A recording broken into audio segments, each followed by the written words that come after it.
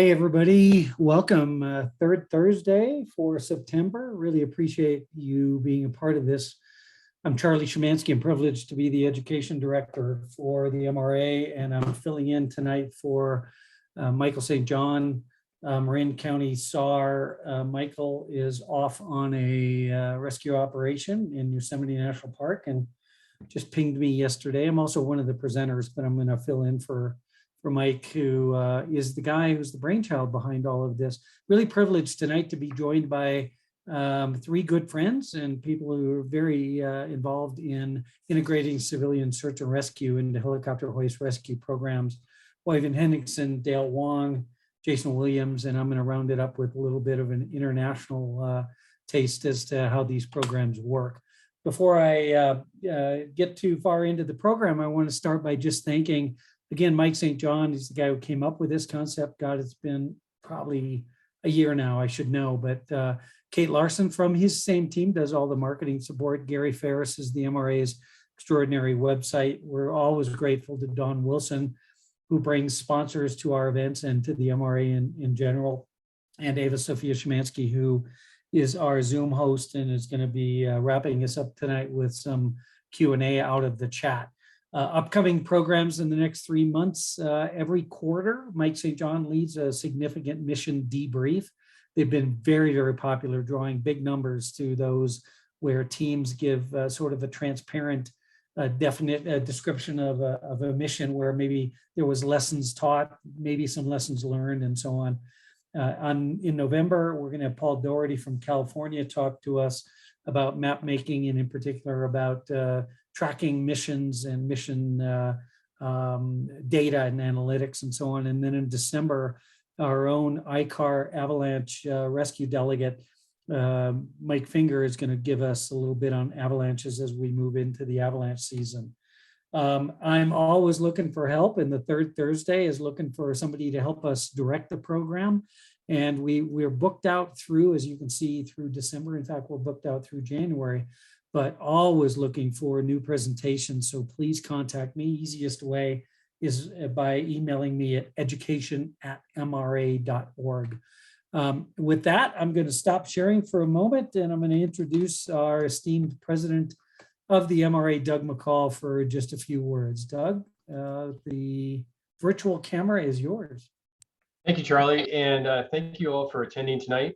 I want to welcome all the MRA teams and members, and also if you're not on an MRA team, I want to welcome you as well. I know we've opened this up to a broader audience, and we're excited that you're here. The MRA is continuing to drive the education pieces through Charlie's education committee, through both the live trainings and our online training programs.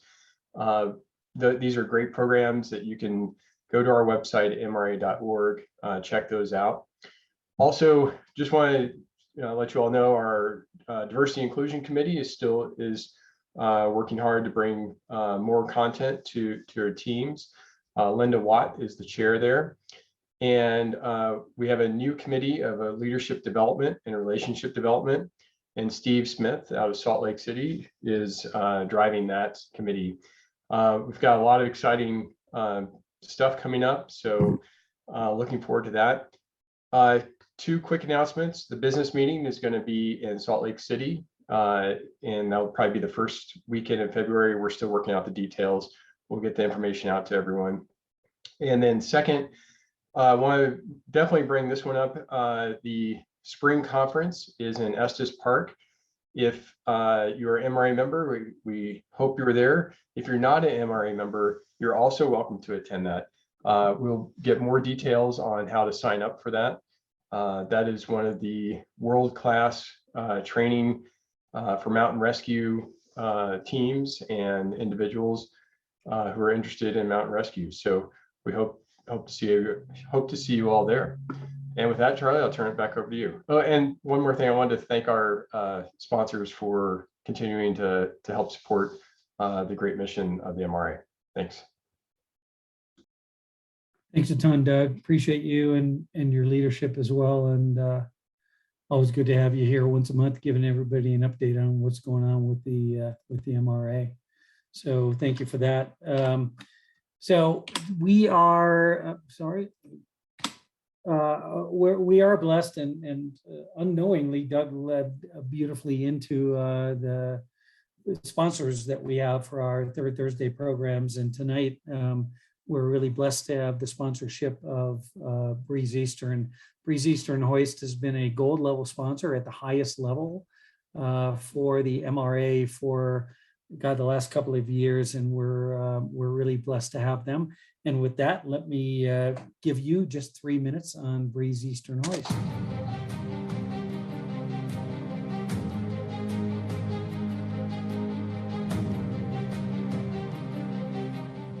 For over 80 years, Breeze Eastern has designed and manufactured battle-proven aerial rescue equipment.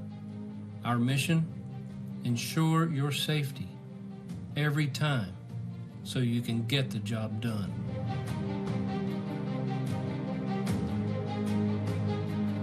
Breeze Eastern is proud to introduce the first alternative cable designed specifically for helicopter rescue hoists, the 4-strand.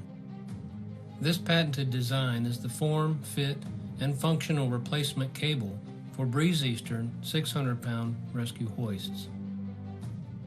Through years of laboratory testing and flight usage supported by the U.S. Army, the 4-strand has earned multiple civil and military airworthiness certifications and is undergoing live usage today.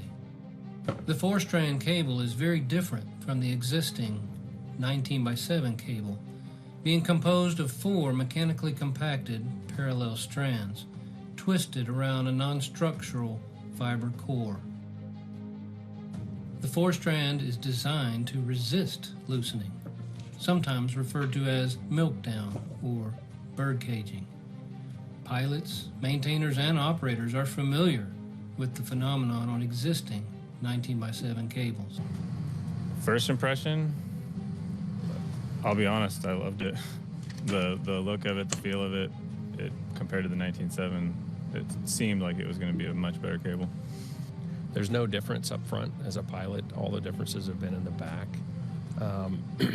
I do know from a maintenance standpoint that our maintenance officer has changed the cable out much less frequently. So I know that longevity and duration has absolutely improved. As an operator, it's allowed us to do more continuous training with the cable because we're having less bird caging or issues with the previous cable that we were having. Like with the old cable, I've done missions where it'll fly perfectly flying down with no weight on it, and then right when it gets where you want it, it starts doing some kind of weird stuff, which we can work through, and that's fine. But with the 4-strand, it seems to it's like almost like a laser, just go straight down where you want it, and it doesn't move. The Breeze Eastern 4-strand cable, the first alternative cable designed specifically for helicopter rescue hoists, ensuring your safety every time.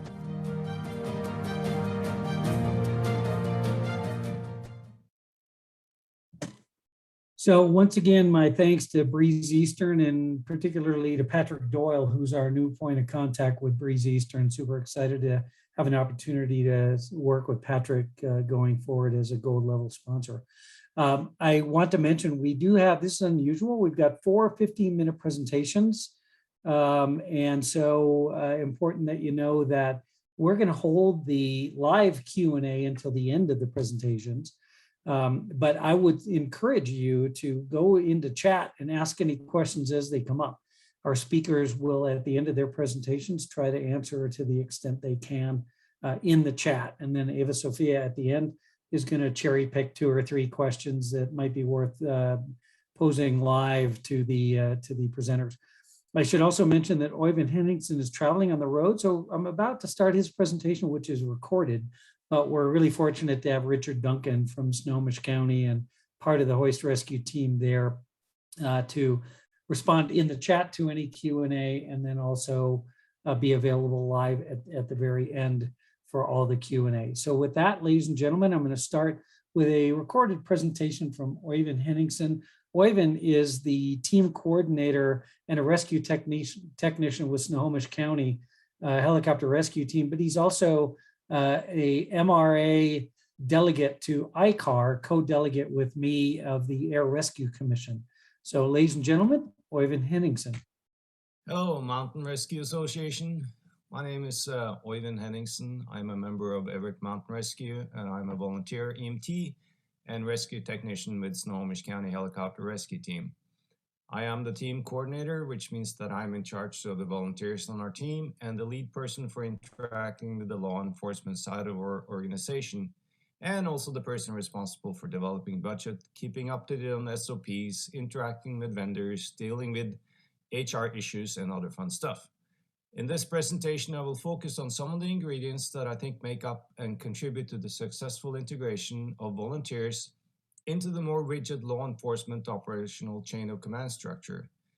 Having been part of this organization for many years, I know that what seems like seamless integration and cooperation from the outsider's perspective is based on a myriad of factors, influences, building blocks, and personalities that over time has developed into the very fabric and culture of our organization. Some quick background: we operate in the northwest corner of the United States. Our state has a population of about 7.5 million people, and it's about half the size of Norway for the Norskies out there. We do about 80 rescues per year, and we operate on a budget of about $400,000. We're based in Snohomish County, which is right here. We also accept mutual aid requests from neighboring counties and have responded to all the counties highlighted here in red. There are two major mountain ranges in our area, the Cascades right here and the Olympics right here. The highest mountain is Mount Rainier, about 14,400 feet. The highest mountain in our county, Glacier Peak, is about 10,500 feet. Under ideal conditions, we can respond to the summit of Glacier Peak, but we usually limit our operations to about 9,000 feet. Much of our terrain is very rugged and backcountry, and in places requires several days of walking to get to the nearest road. We have the Pacific Crest Trail going through our county, and so far this year, we have responded to about 10 calls for help, mostly received by InReach from hikers usually suffering some kind of fall-related trauma. We provide advanced life support. Our modus operandi is to access, stabilize, and treat, and then extricate and transfer to definitive medical care. I want to provide a couple of mission examples to familiarize folks with the terrain we operate in and the type of missions we need to be prepared to tackle safely and effectively. Mission information on this one was a fall in a crevasse, party of 2, unroped, unresponsive climber in a crevasse. We responded with a double team, knowing we would have to access the fallen climber and extricate climber and rescuer, which is a lot easier being 4 on the ground instead of our standard ground crew of 1 flight medic and 1 rescue technician.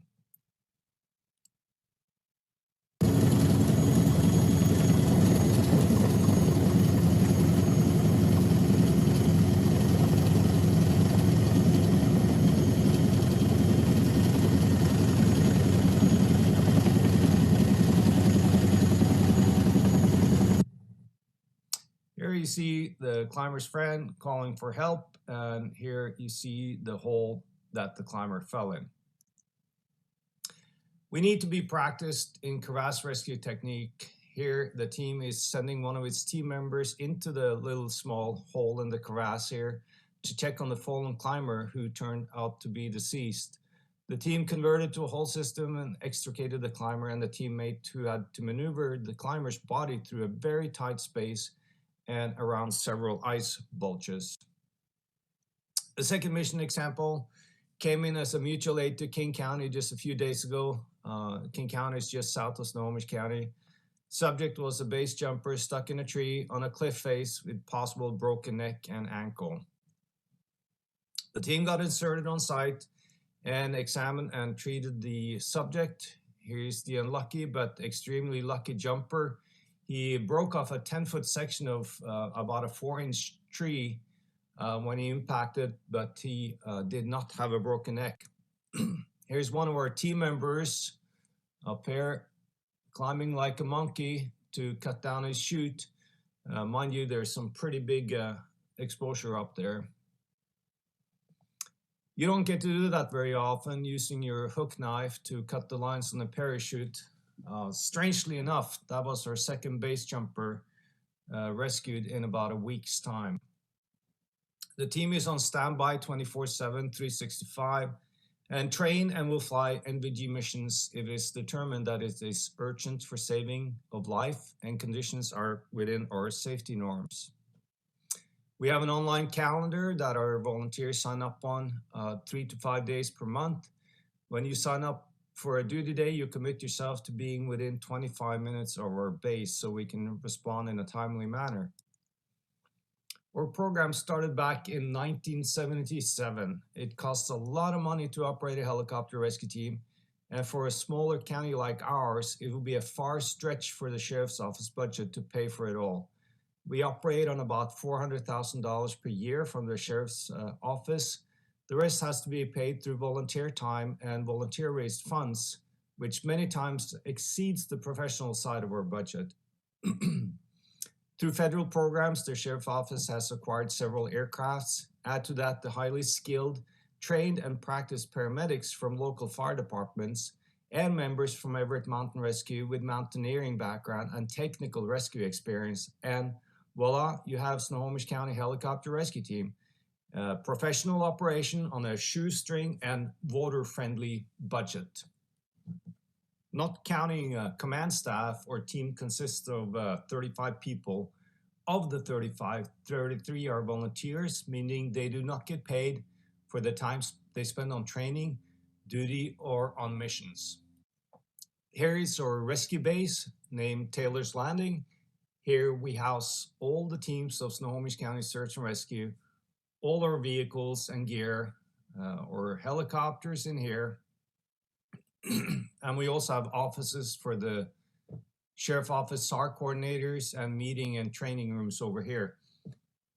At the back of the facility, we have a helicopter fuselage with a hoist mounted on top of a steel structure.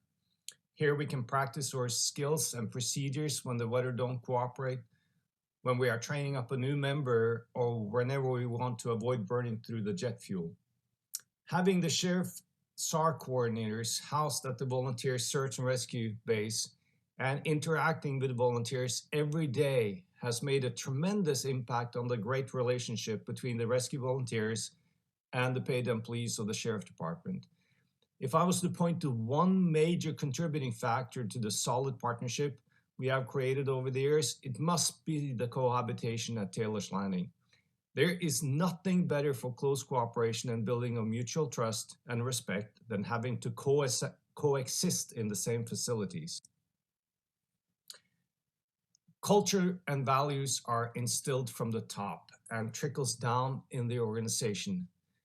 The people in charge set the standards for behavior and determine the direction for the relationship between the volunteer side and the Sheriff Office side. Our leadership has set the bar high. Our chief pilot, Bill Quistorf, has been in charge of our program for over a decade, and he has set a standard and expectation of inclusion and integration. Our lead crew chief, Danny Wickstrom, was the SAR sergeant in charge of all search and rescue operations in Snohomish County for many years, and has, since he retired from the Sheriff's Office a couple of years ago, continued to fly with us as the lead crew chief and volunteer from Everett Mountain Rescue. A good partnership starts with the willingness, eagerness, attitude, and work of the people in charge to make it happen.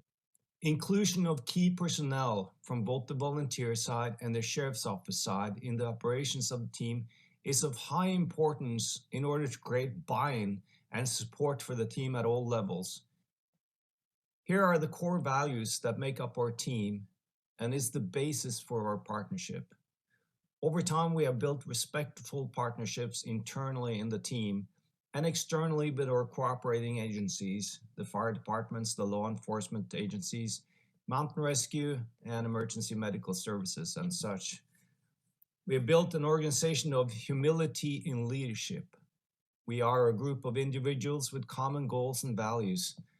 that others may live runs deep in our organization. A culture of safety in everything we do has been created, where it is expected that anyone speaks up and has the right and obligation to question decisions and actions that they are not comfortable with. We are very careful with how we select personnel and observe people and their decision-making for a long time prior to approaching them to join the team. We are not psychologists, but try our very best to select personnel that will be compatible to our culture and standards of the team. We have a very honest communication internally in the team. During our debriefings, everyone is expected and encouraged to share anything in an effort to be safer and improve performance. There's a transparency internally in the organization. Everyone has insight in the decisions made for the team. We rely on each other, and there's need to be a solid base of trust. We build this up through careful selection, integration, training, and performance expectations. There are high proficiency expectations, and they are posted to the team, recorded by the team, and mostly policed by the team. We are a very cohesive team, and we all look out for one another. In looking at our core values, they are all rooted in the individual team member personal profile.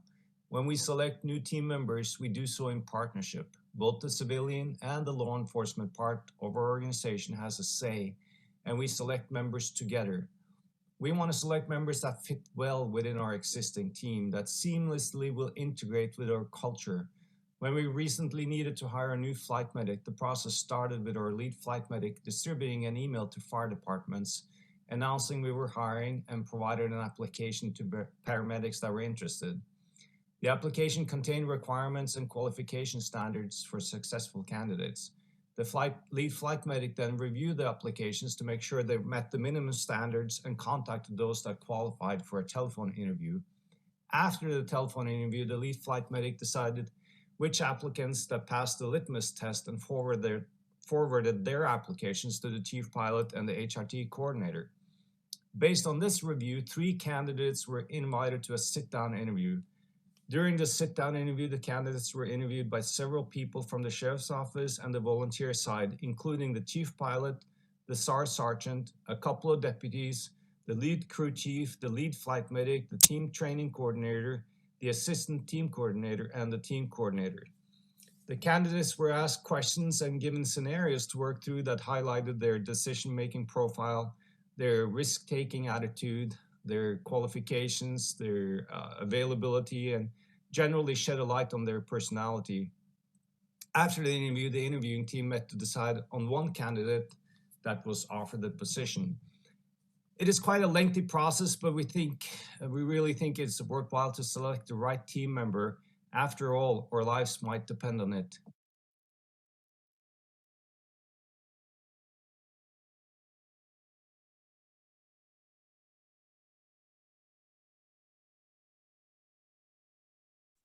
I want to thank Oyvind for that presentation.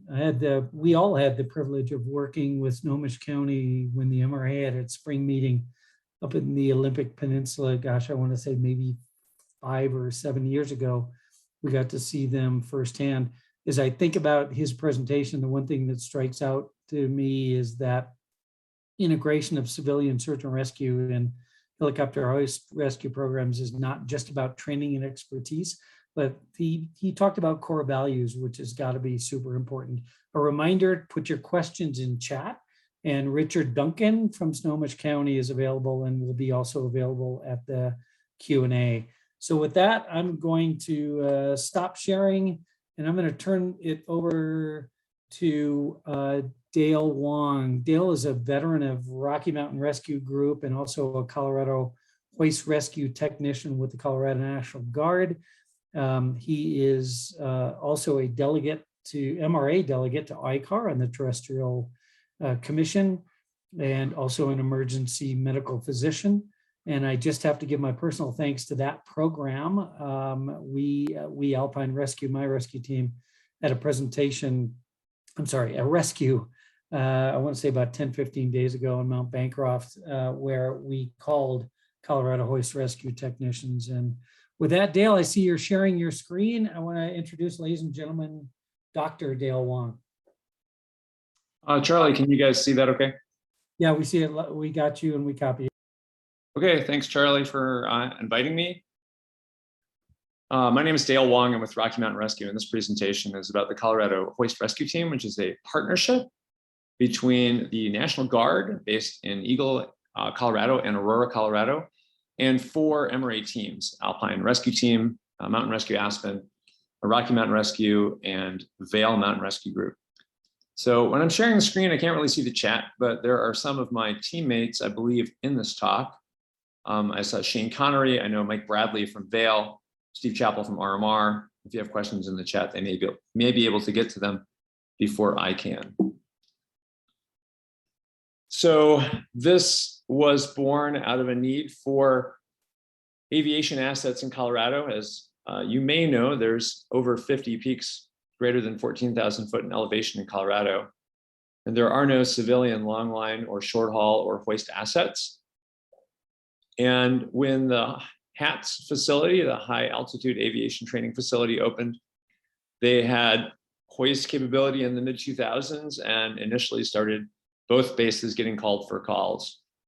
It became pretty apparent very quickly that the military medics weren't trained for, equipped for, or prepared to often handle the terrain in which they were asked to operate in mountain rescue calls. And it also became clear that operating a training program to train every ground team in the state was really sort of logistically impossible.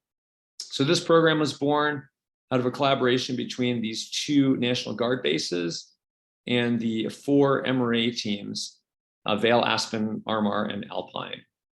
And so the map just shows the locations of the 2 bases and sort of roughly how the state is split up with missions in each of these general areas, going primarily to a combination of one of the mountain rescue teams and one of the Guard bases. So like Oyvind alluded to, there's a lot of stuff that goes on behind the scenes. For this civilian military partnership, there's a lot of background agreements that need to be in place. The county sheriffs need to permit their rescuers to work with the Guard. The National Guard Bureau needs to agree to let civilians fly on the military aircraft. The Air Force Rescue Coordination Center needs to agree to let the Guard assign the mission to the appropriate asset in the state. And the team's work comp needs to be able to cover them when they're flying with the military in this partnership. We also work with our state rescue association coordinators to make sure that requests function seamlessly. So all of this sort of had to go on in the background to really get this off the ground smoothly. I'll talk a little bit also about personal selection and some of the equipment challenges that we have working with the military, just a bit about our training, and then something about communications. So the 3 aircraft that are typically available are the Lakota, the UH-72, which is primarily used as a search platform. The CH-47 Chinook, which is primarily used as a super high altitude number of rescuers transport, and the primary hoist aircraft is the Blackhawk. So we fly with 2 pilots and 2 crew chiefs and a team of 2 rescue techs. And you'll see that unlike some of the other programs that are presented today, our primary mission, and the program was intentionally designed this way, is to locate and extricate the subject. Our program specifically believes that sort of bringing advanced medical is not what we want to do. And we feel like the best interests of the patient are to bring technically proficient rescuers to the subject and get them out as expeditiously as possible. So for a military partnership, you must have authorization from the AFRCC prior to launch. And so there's a number of criteria that go into that. But primarily, it needs to be that civilian air assets cannot perform the mission. So in Colorado, that typically means it's a very high altitude mission, or you need to transport 10 rescuers somewhere, or you need a hoist. And in conjunction with the MRA's stand, there is no financial charge to the rescued subject or to the requesting agency, the authority having jurisdiction, as long as there's an AFRCC approval number. So personnel selection, like Oyvind said, we do select for personality and temperament. The rescue techs are selected by the MRA accredited teams. And each team is responsible for selecting folks with the appropriate skills, the appropriate temperament to integrate into the organization, their scene leadership and their fitness. And there is a minimum medical standard, but as I said, that really is more focused on the assessment part. Do we have to go now? Can we wait? Do they need a litter? Can they be in an ambulatory device? And it is not the intent of our program to provide advanced medical care to a patient in the field, because we feel like that's not necessarily the priority that we should be aiming for. So with the Army, there was a lot of effort we had to put into actually getting approval for civilian equipment. So on the left, you see this rescue seat, and there's a similar three-pronged device called the jungle penetrator, which is one of the standard ways of extricating somebody on a hoist from the Army. They also use a Stokes litter. We went through a lot of paperwork and approvals to get approval to use civilian equipment, like the stable flight, no tagline helibag from Cascade Rescue, and even a simple screamer vest or an air rescue vest. Took a lot of work to get approved because it wasn't really a standard Army piece of equipment. So for training, we specifically have a 90-day currency. So if you want to be mission eligible, you need to fly the life hoist 90-day minimum. And if you're out of that, you're not eligible to mission participate until you're back in currency. We pretty much mostly do live hoists. We do static training for new equipment, but pretty much all of our training is with rotors turning. Again, unlike private programs, it's the Army, so paying for gas is not as big a deal. We try to train in the terrain instead of in a flat area. And typically we'll use a dynamic flyout, and I have a couple of videos showing that. So typically we're not using a tagline. And we do try to train all of our equipment. We train the flight bag with a Rescue Randy. We train tandem pickoffs with ambulatory subjects. And this, like Wyven says, this is one of the key components to a successful program. You have to commit to the training.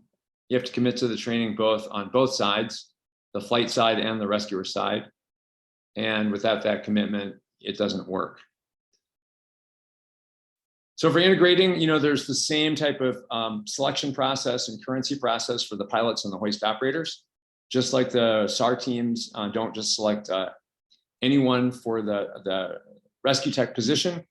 Not all the pilots at the facilities are eligible for participation. It's the most experienced ones. For risk assessment, the military does use a formal risk assessment tool, which is this large sheet of paper that I've compressed for the slideshow. But we do have a formalized sort of risk assessment process that goes on before, during, and after the missions. And in order to facilitate that, we actually sunk quite a bit of money into communications. So all the teams have invested in Peltor headsets, which plug into the radios and the ICS so that we can, en route to a mission, pre-plan. We can discuss size up on scene. We debrief on the way back. And after the mission, we formally AAR every mission to capture things that went well and things that could be improved, and just open items for further addressing. So this is a mission that was a woman who was crushed by a llama. The llama fell on her in a river in the Rawa Wilderness in western Larimer County. And what you'll see is the subject extricated in the stable flight bag, that anti-rotation brake. Because the helicopter starts flying out, the action is no tagline also.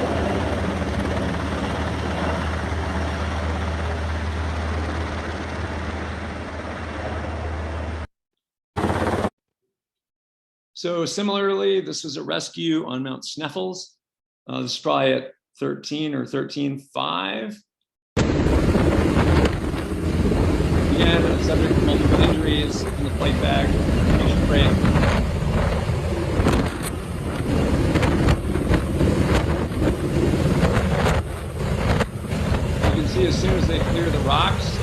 there's forward flight. You can see the angle of the cable and no tagline. And really no spin. See, the last one I'll show you is a flyout from Little Monty Peak, the Indian Wilderness in Boulder County.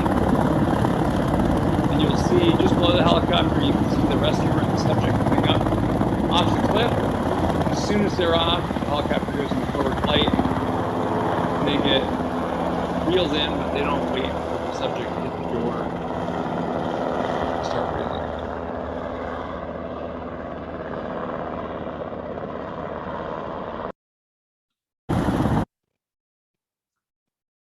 So as in Oyvind's talk, partnerships can really provide services that are not otherwise available to search and rescue. The key factors for us were recognizing how many background MOUs needed to be in place, the sheriff and the guard and the work comp memos, and you need land agreements for training sites.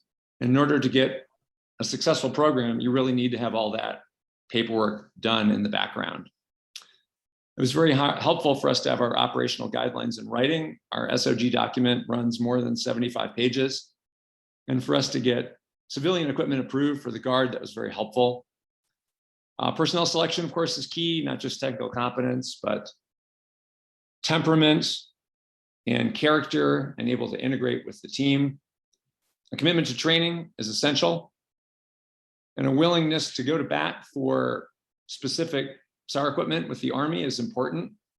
Doing mountain search and rescue with only Army approved equipment would not provide the same level of care and quality that we have now, and investing in communications is super critical. If you're not able to communicate in real time in the mission, your risk just goes way up. So with that, that's all I got. Thanks. This is rescue off Long's Peak. Subject fell, dislocated his elbow, broke his neck around 13.5, and that's flying out just before the afternoon thunderstorms hit. Dale, thanks a lot, and thanks to your teammates for Shane and Steve in particular for answering any questions that might have come up in chat. Really appreciate your presentation.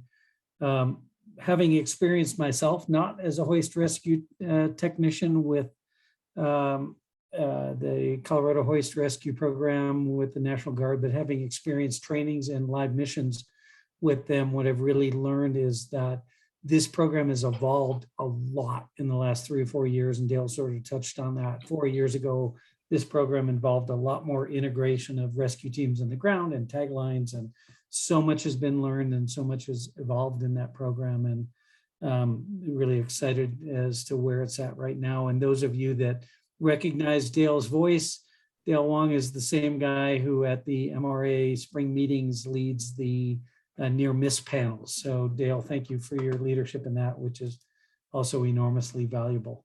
So I'm now going to go back to sharing my screen, and we will we'll see what's next. So really excited to also have with us Jason Williams. Jason is the director of the International Mountain Medical Center at the University of New Mexico, and he also formed their helicopter rescue program along with Bernalillo County, which is essentially Metro Albuquerque area, in collaboration with them. And we're also excited to have, maybe he'll appear at Q&A, their chief pilot and a guy who's the bricks and mortar of that program, Larry Corin. So with that, I can tell you that Jason had an unexpected situation today that resulted in him recording his presentation, but he's here with us live. But he said, look, as long as I've recorded it, let's just run the recording. So with that, ladies and gentlemen, Jason Williams in his recording of the program of the University of New Mexico in Bernalillo County. And I can do this, I'm qualified. Good evening, everyone. Thanks, Charlie and the Mountain Rescue Association for the kind invitation to speak to you all this evening. My name is Jason Williams, and I work here at the University of New Mexico and direct the International Mountain Medicine Center. So here in Albuquerque, we have beautiful, complex terrain up in the Sandia Mountains, and also amazing high alpine terrain throughout New Mexico. And our collaborative helicopter unit is responsible for helicopter rescue missions here locally, but also we're starting to fly a lot of missions throughout the state as well. You can see here, this is just an overfly of the Sandia Mountains and kind of gives you an example of the terrain that we commonly will respond to just right outside of the Albuquerque area. So a little bit of background and history of our program here. For me, really this started back in 2008, 2009, when I had the privilege of training with Zermatt in Switzerland at the base of the Matterhorn while completing an international diploma in mountain medicine. And I know that Charlie spent a good amount of time out there as well, and he's going to speak to you all later about his experiences. But much as his experiences, I'm sure, I was really aghast at the ability and the skill level of the providers doing helicopter mountain rescue in the European area in Switzerland, and really had a goal to bring some of those techniques back here to the United States. Back in 2015, we launched the International Mountain Medicine Center through the University of New Mexico, and our primary focus really is mountain emergency medicine and rescue. We focus primarily on education, but we did feel it important to engage in the local community, and we created a university-based, very small mountain rescue team composed of emergency medicine physicians and mountain rescue paramedics to be able to integrate with local services and agencies here locally and throughout the state of New Mexico. So unfortunately, where this story begins here locally is that the Sheriff's Department was initially flying a lot of search and rescue helicopter missions, but only as a search and find resource, meaning that they were getting calls or hearing calls on the radio, and they're flying out into our local areas with the ability basically to guide ground teams into various search and rescue operations. And unfortunately, the pilots and the air crew over the years started to see some very tragic events happen where they would actually launch the helicopter quickly, they would get out there rapidly, but they didn't have the ability to actually insert any medical providers or do any type of human external cargo. And because of this, they actually unfortunately saw several people die in the mountains due to the time frame that it took for local rescue services to actually hike into the mountains, drive up to the backside or take the tram up and actually get into that terrain.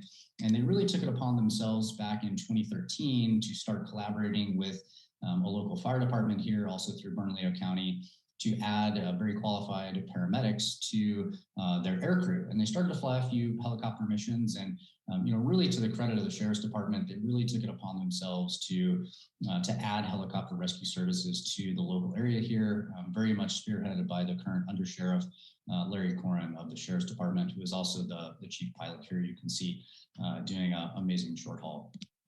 As time kind of grew on, we at the university started to do some collaborative training with the air support units. And over time, they noticed that something was kind of missing from their mission mindset and their profile. And if I kind of go back to my Air Zermatt days, really ultimately what was lacking in the helicopter rescue here locally was the addition of a mountain rescue specialist, essentially somebody who's trained in mountain rescue techniques, who can move well in the mountains, who has the ability to introduce technical rescue skills on the ground, and then also potentially high-level medicine of the addition of a field physician trained in EMS and mountain rescue practice in and out of hospital environments. And so in 2017, we decided to collaborate together, and we added a UNM paramedic or physician mountain rescue specialist, in addition to a paramedic from the local Bernalillo County Fire Department onto the air crew of the Bernalillo County Sheriff's Department. And we did this for a 3-month pilot period, and then afterwards decided to kind of formally establish the relationship for a long-term basis. During that pilot project, flew a lot of helicopter rescue missions, just kind of having a bigger presence in the community and actually staffing people at the helicopter rescue hangar. One of the missions that we flew during that pilot period really, I think, is a good example that collaboration can really increase mission profiles when you have the addition of a trained mountain rescuer on a helicopter rescue crew. This was a short haul that we completed here in the Sandia Mountains for a woman who was kind of stuck in the snow and fell down an icy snow slope and was at the top of a 50-foot cliff face. At that time, actually, the pilot was the only person who actually had eyes or actually observed the patient kind of stuck in the snow, poorly dressed, in the shade, becoming hypothermic, but also the risk of potentially falling further over a cliff face. And actually flew the helicopter back down to a base elevation of about 6,000 feet, picked up one of our UNM mountain rescue paramedics with crampons and an ice axe, and short hauled this paramedic up to 10,600 feet in all of a minute or so. Was able to insert that paramedic. That paramedic went over to the patient, did a quick assessment, and kind of lightly short roped her back over to an area where a short haul extraction could be performed, and short hauled the patient from 10,000 feet back down to 6,000 at the base of the tram. And this, rescue operation really only took about 20-25 minutes from the time the helicopter left the hangar to the time we landed, hooked up the short haul line, did a quick flyover, inserted the paramedic, and came back down. And this, traditional type of rescue would have been a multi-hour rescue effort, and that person could have potentially fallen down that steep snow slope. And so really, what I think about when we're talking about collaborative efforts with helicopter rescue units and bridging the gap of civilian rescuers going into governmental agencies, I think the real selling point is that people coming from mountain rescue teams, from the Mountain Rescue Association or otherwise, have a lot of really great mountain rescue specialty backgrounds. And instead of taking a aircrew provider from a governmental agency and attempting to train them fully in mountain rescue techniques, for sure the more cost-effective way, but I would also argue the safer way is to actually collaborate with outside agencies that do mountain rescue on a day in and day out basis, and really adapt the existing rescue practice of these providers to helicopter rescue operations. And when you do this, you end up seeing that you can actually perform very high-level rescues at a very quick amount of training time, which we'll talk about here in a second. This is just an example of a kind of a light wall rescue here. This granite cliff face actually looks very steep, but it's more of kind of a low angle 5-6 rock climb here in a local area. But being able to kind of get into helicopter rescue operations with the goal of being able to utilize the helicopter in vertical terrain or in challenging austere terrain is something that is very beneficial. In this example, kind of coming off of a bolted anchor using a releasable rope system, and then going into a dynamic hoist here into the canyon with the goal of in this case, we had already, this was a training, a practice exercise, we had already extracted the patient, and this is the helicopter coming back to pick up the rescuer in this case. So you can really kind of bridge this gap and bring high-level mountain experience into helicopter rescue operations, and very rapidly start to do high-end helicopter rescue missions like this that of course carry a lot of inherent risk, but with a lot of training and exercise and practice can be very safe and effective helicopter rescue operations. So our current aircrew standards and training for people kind of coming on to the helicopter unit, whether it's in the fire department side or the UNM side, is essentially a 1-week basic helicopter operations course and a 1-week advanced human external cargo course, that being short haul or in addition to hoist for us. And then after that, once we've kind of had the onboarding, then we attend and are kind of mandated to attend monthly trainings. We have in addition to that, we also have to do a 1-week advanced human external cargo course per year. And that's kind of our standard traditional training is a 1-week hoist or short haul, typically a blend of the two course per year. The standards for our kind of mountain rescue technicians is to have gone through at base minimum diploma mountain medicine program, typically here at UNM. But then in addition, most of those providers have a lot of mountain rescue experience and a lot of experience just kind of in the mountains and rescue and recreational environments as well. For the medicine for our unit, we like to always fly kind of dual paramedic or paramedic physician provider if possible, depending on the weights and the elevation and the heat of the day. Sometimes we may have to pare that down to one medical provider, but we always like to at least have two. And this is a photo of one of our field physicians here on a rescue we had last year where we had the ability to actually pick up blood products from our trauma center, put it onto the helicopter, and actually take it to the rescue site and administer blood products on site. So where we're at now, really as far as we can tell, we're the only helicopter rescue program in the world that has combined a governmental law enforcement agency, a fire department with their paramedics, and an academic medical center as actual air crew on a helicopter to be able to do search and rescue missions here locally and throughout the state. Currently, we have a fire department paramedic that's staffed at the hangars with kind of normal business hours, 5 days a week. And then we have our UNM personnel obviously attending trainings, but then we have our UNM personnel on call, essentially as rescue technicians. And that could be sometimes driving to the helicopter hangar, which is about typically a half an hour from where we live, or most often it's having the helicopter land at a LZ close to the mountains pick up that UNM rescue tech, and then proceed to do the mission from there. We operate 2 helicopters, 1970s Huey that's been upgraded with a new engine to be able to allow us to do hoist rescues at very high altitude. And we also have an A-Star that we typically just utilize for short haul operations. Right now, busier year for us. The National Guard is deployed here locally. So at the moment here, we're really kind of the primary agency doing helicopter rescue statewide. So I anticipate this year we'll probably go above kind of our standard 40 to 50 missions per year. And just to be very clear, we are a governmental agency. We operate not as an air ambulance. Sometimes we'll actually have an air ambulance land at a parking lot and we'll transfer care over to them. And certainly we do high-level medicine, but we are a governmental agency, meaning that we do not charge and cannot charge for our helicopter rescue services. Last couple of slides here, we do have some kind of local system challenges that I think is important to note. From our aspect, from the UNM side, we're working under a professional services agreement with the Sheriff's Department.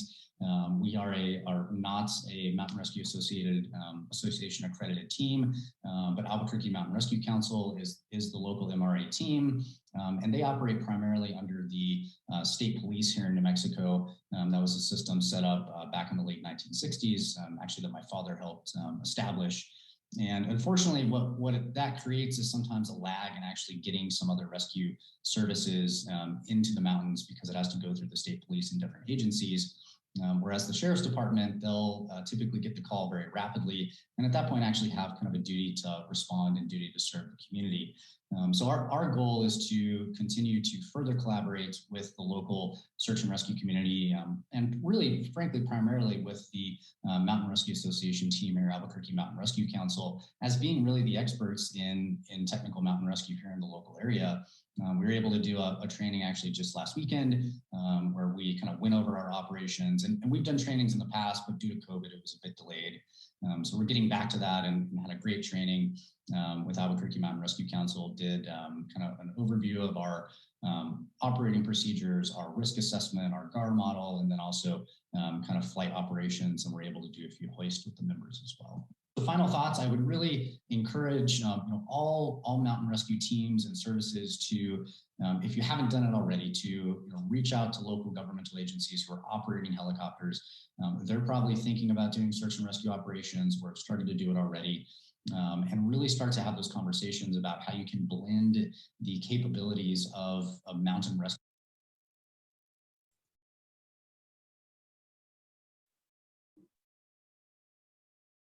services from a volunteer basis or otherwise into governmental helicopter rescue operations, and really have a powerful collaboration to be able to save lives more quickly and efficiently in mountainous environments.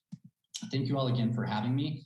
Here's my email and our Facebook tag here, and this was actually a photo of when we had Air Zermatt come out to do a week-long helicopter rescue course for us back in 2019. So the collaboration there continues. Thank you.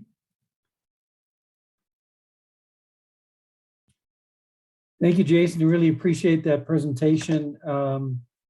As I try to advance and I try to come back on video. Really appreciate that. I was fortunate, ladies and gentlemen, to have trained with Jason and helped them as they did one of their diploma in mountain medicine programs. Gosh, I want to say, well, pre-COVID, a couple of years ago. And it was a privilege to fly with Larry and Jason and see their extraordinary program. So with that, I feel like batting last in this lineup of rock stars. So hoping that you'll enjoy a presentation about Air Zermatt. And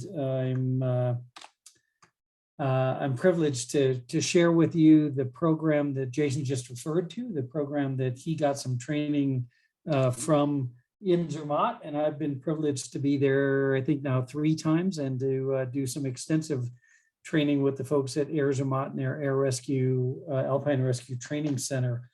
The training that they conduct for their mountain guides and the training that they conduct once a year for anybody from around the world that wants to participate in their hoist, short haul, and just overall HEMS, helicopter EMS, and human external cargo training. starts at the training center. The training that I went through has been many, many days of both classroom training at the helicopter. They fly both an A-Star and a Bell 429. So a lot of extensive training around both of those aircraft. Of course, much of what they do is medical care, but they're also training rescue technicians to provide complex helicopter rescue trainings as well. So in the training that they perform and the training that we did, it included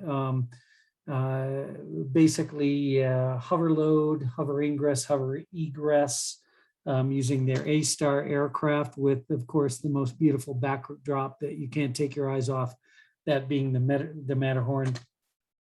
But of course, everything starts inside the hangar with hoist and short haul rescue training by their highly competent rescue crew. We did, under their Bell 429, we did short haul training for a couple of days.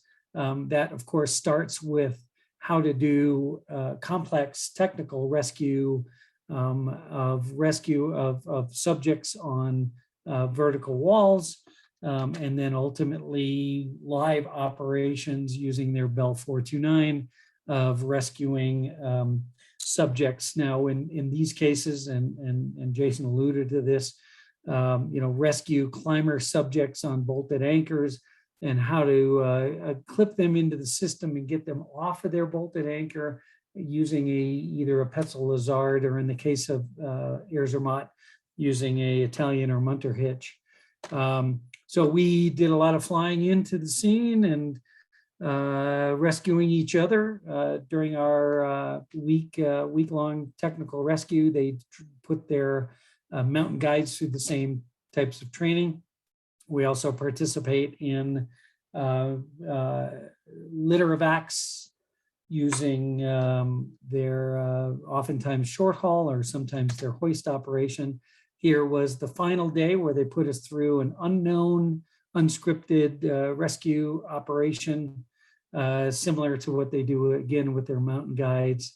This was a short haul using the Bell 429, but also performed some live hoist operations.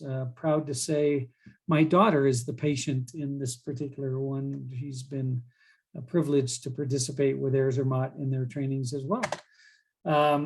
So this is a training that they perform once a year, a week-long training. If you want more about it, please don't hesitate to let me know. And with that, I'm going to show us about a 7 or 8 minute video of a true live rescue, during which Air Zermatt integrated 4 different mountain guides in a crevasse rescue. I want to give my personal thanks to Red Bull Media because they did a program called The Horn, but they've also released to us all their raw footage for a training an MRA, advanced helicopter training I'm going to tell you about in a minute. But with that, let's watch a live rescue using some of Red Bull's GoPro video from inside the aircraft, outside the aircraft, and on the rescuer's helmets. This is video footage of a real rescue of a skier who fell into a crevasse on the Schwarze Glacier near the Matterhorn.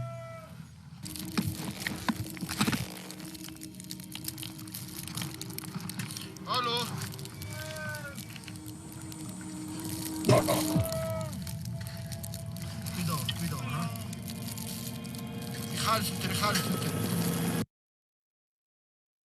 The Air Zermatt base is, of course, in Zermatt, Switzerland.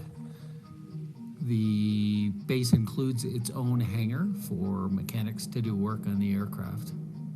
In this rescue, flight physician Axel Mann, pilot Robbie Ondenmatten, and veteran paramedic Patrick Wenger will all cooperate in the rescue effort.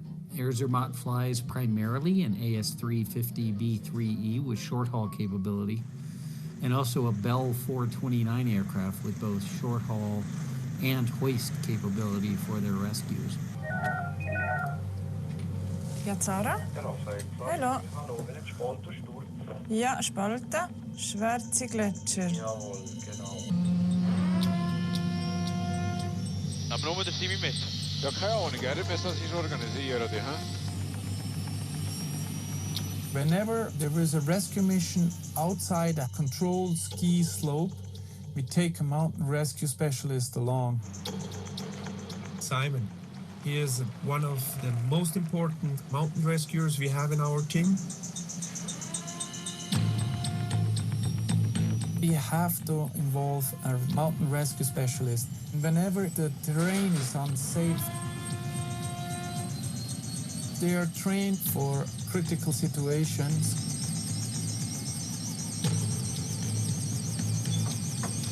Ich bleibe erstmal da, bis das means. Ja. In the case of this rescue, critical medical equipment is removed from the aircraft to make room for the rescue specialist. Ja, gestern eben nicht gehangen, da bin ich drauf gewesen. Okay. Aber sonst ist alles draus. And in particular for the rescue equipment that's going to be necessary. Da bin ich bereit.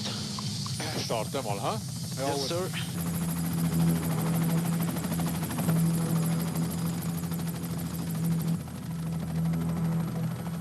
Mountain guide Simon Anthenmatten and paramedic Patrick Wenger will be the first on scene to the rescue site at roughly 2,600 meters. Also Koordinate 626 450 087 800. Da ist oben an der Ring, siehst du?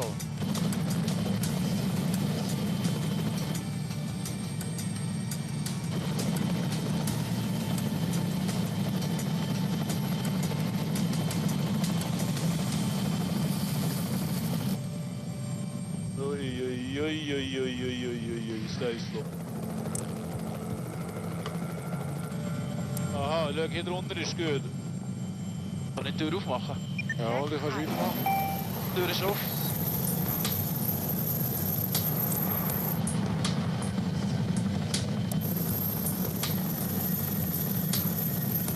Da, wenn ich das Gefühl habe, schon was du stehst, ist gut, Simon.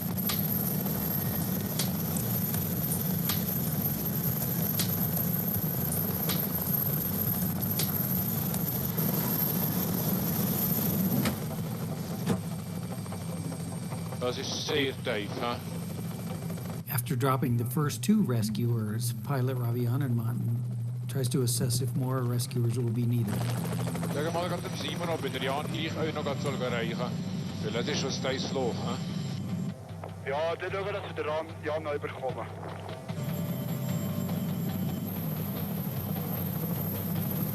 Vielleicht noch gerade rüber. Put him on the right side, huh? Patrick, bringt er noch gerade den Wabe?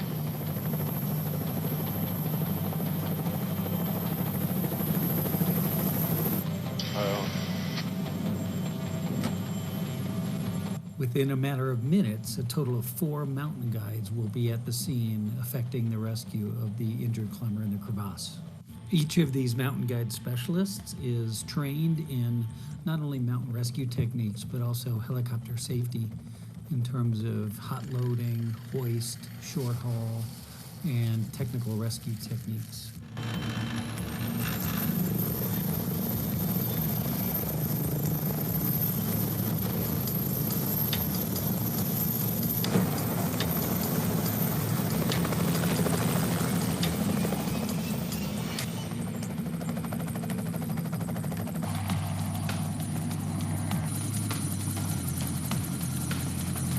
And now begins the effort to load flight physician Dr. Axel Mann and all of his equipment and bring acute medical care to the scene of the rescue.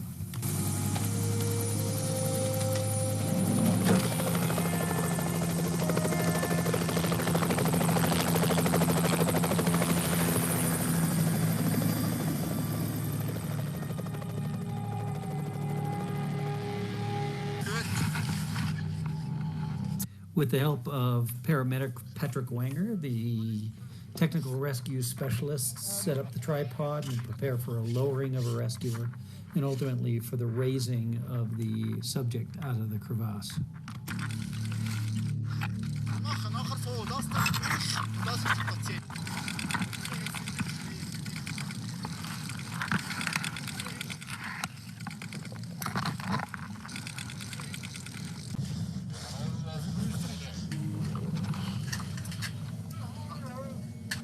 terughalten.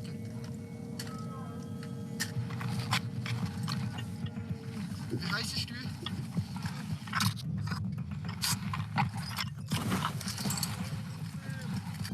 Antenne een beetje auf.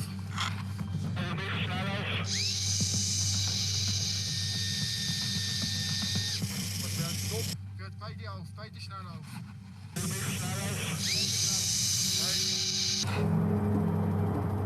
Wir sind zurück in einer Minute. Ganz schnell, richtig schnell.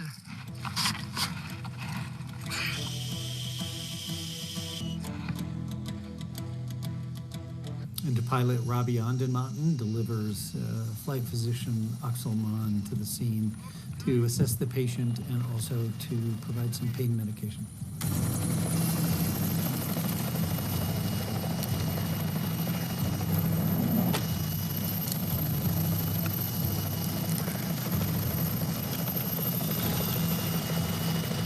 Paramedic Patrick Wanger now takes the lead on commanding the crew on how to prepare the patient for helicopter transport. Etwas absaugen, dass wir, wenn hochkommt, können wir ihn gleich so legen und dann reinziehen.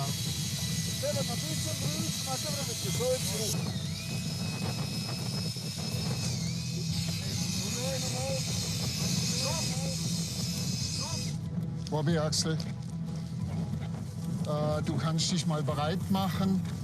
Vielleicht, ich gebe dir gleich Bescheid, wenn du kommen sollst. Bobby, du kannst kommen, du kommst neben uns, so ewig wie eben. Wir nehmen die Bahre raus, Bahre unter den Patient und dann beides einladen.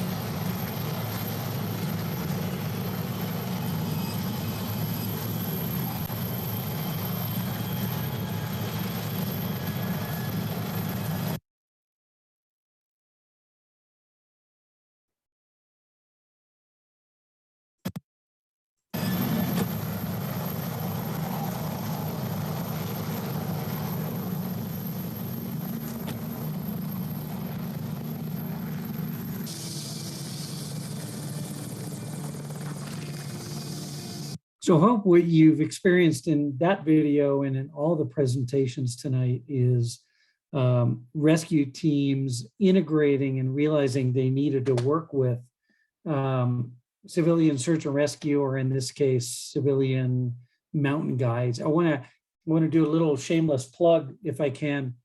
The work that I've been doing with Alpine Rescue Center at Zermatt has resulted in my co-authoring with them the latest edition in the MRA's mountain training program called Helicopters in SAR Advanced Level.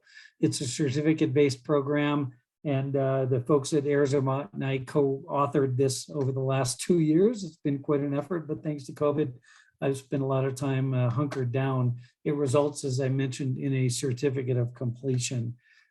So I want to encourage you to go take a look at that MRA program, training.mra.org. And with that, I'm going to get out of all this program. I'm going to stop sharing my screen, and I'm going to turn it over to Eva Sophia, who I think has been monitoring chat to see if there are any questions that might have come up earlier in the chat that are worth asking publicly. So Eva Sophia, it is now yours.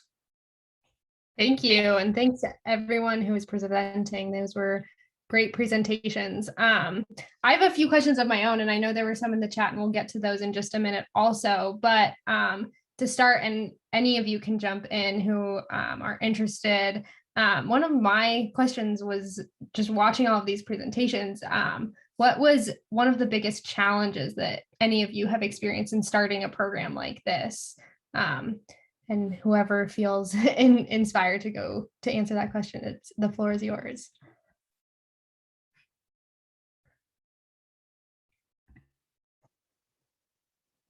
Eva, here at the Snohomish County Helicopter Rescue Team, I think one of the biggest challenges we had was integrating the cultures between the Sheriff's Office, Everett Mountain Rescue folks, as well as the paramedics that we were bringing onto the team from the fire service.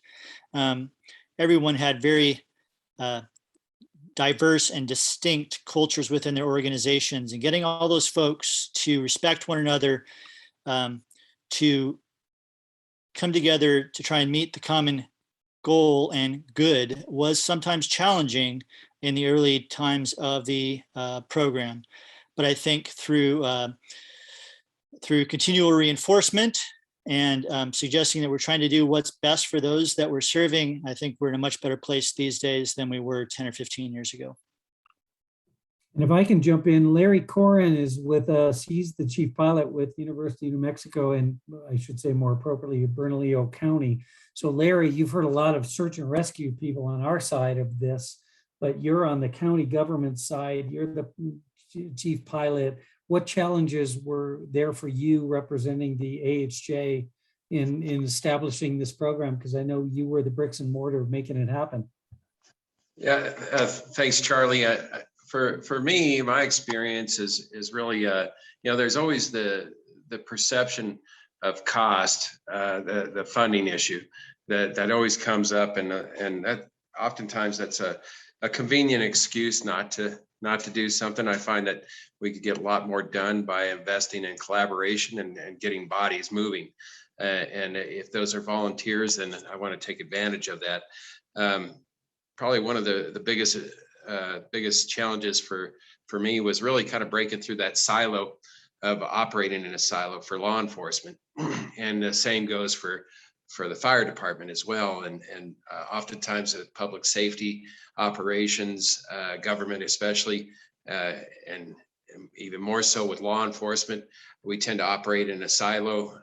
It's a bit of a different mission set than we're accustomed to in law enforcement. But nonetheless, it's an important for us to kind of branch out and bridge those gaps.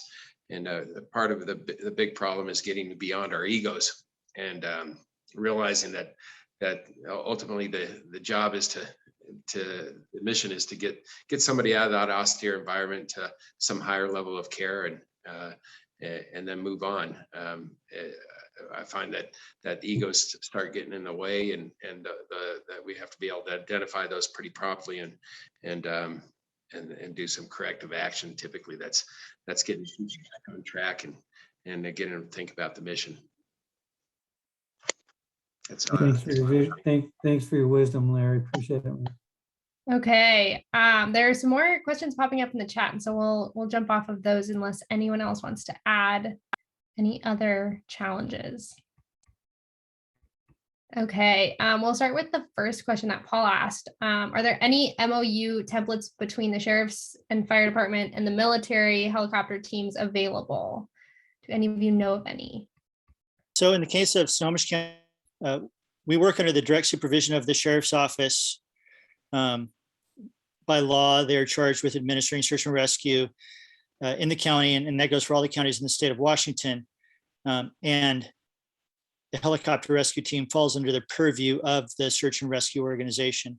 The one formal agreement that we do have is with a fire department, so that we have licensing abilities for our paramedics, and that we have medical oversight and liability coverage for those paramedics that are flying on the helicopters when they're volunteering with search and rescue versus working as fire department personnel at their paid jobs.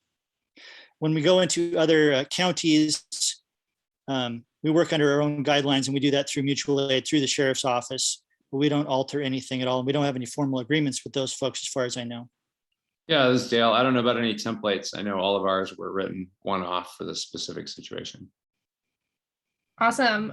This is a super interesting question also. Can you compare and contrast the risk assessment in a technical search and rescue environment with the risk assessment that's more in a helicopter operations environment, and how do they have similarities and differences? It's very interesting in helicopter rescue operations, the risk assessments.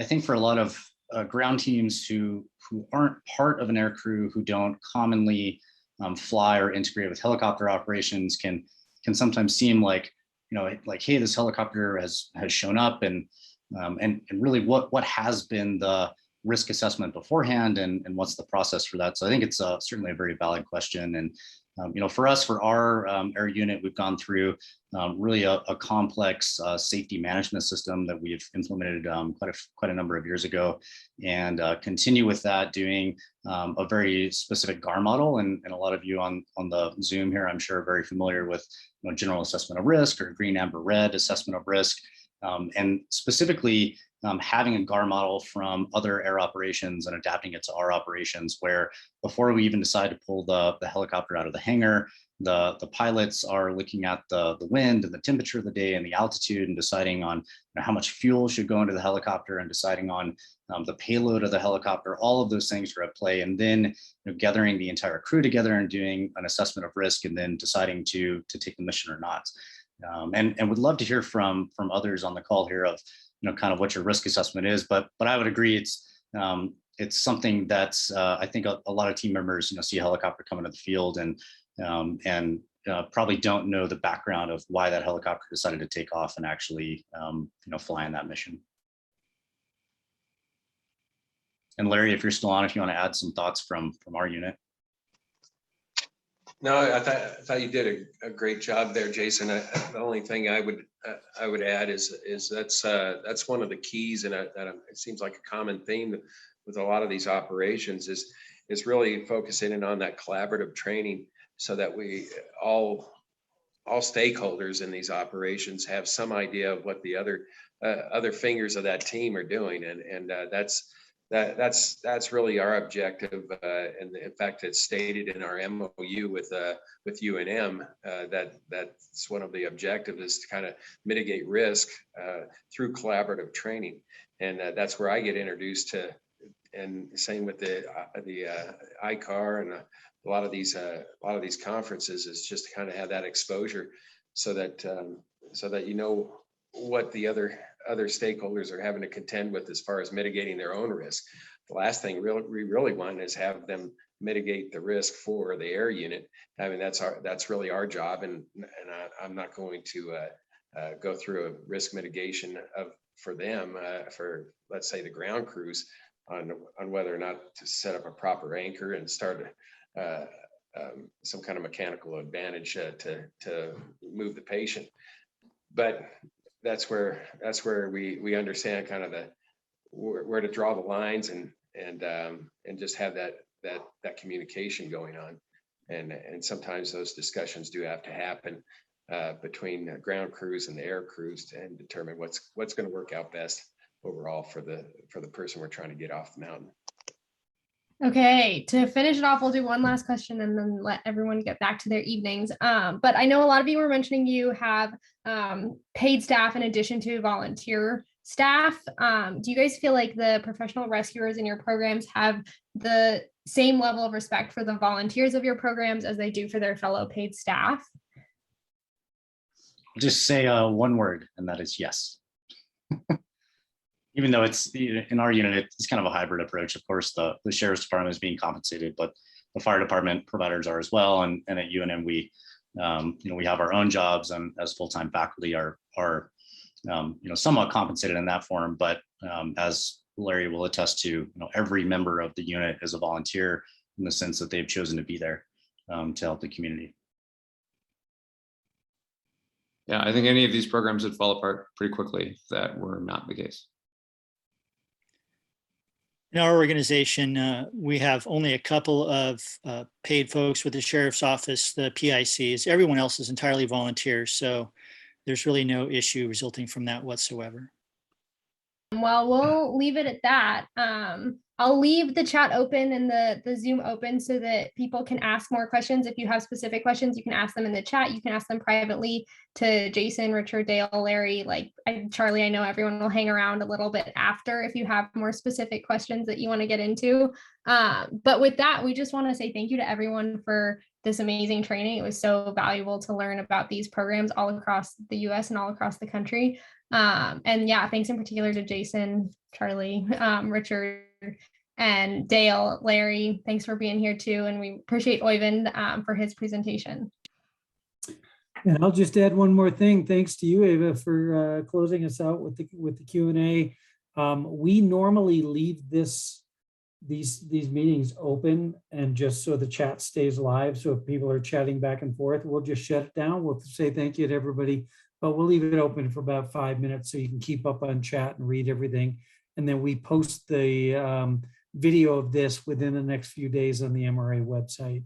But with that, I just want to say thanks to Oyvind and Richard for their work out of Snohomish County. Dale, thanks to you and everybody with the Colorado Hoist Rescue Technician Group. Really appreciate Jason, you and Larry for being part of it. And I want to just give my personal thanks to everybody at Zermatt. Ladies and gentlemen, thank you. We will not close down the meeting for about another 5 minutes so you can keep up on the chat, and we'll post this on the MRA website. Thanks, everybody. Stay safe out there. Appreciate you. Appreciate everybody for participating tonight. Thanks, everyone.